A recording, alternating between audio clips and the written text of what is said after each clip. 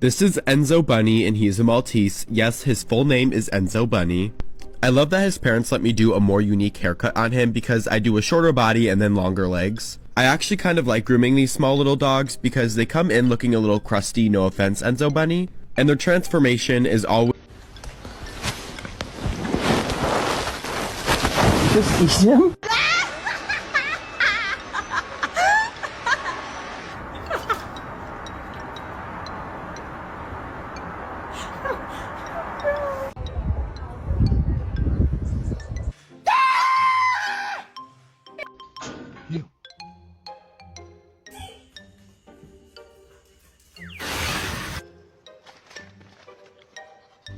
Sonny, why are you fucking a human, dude?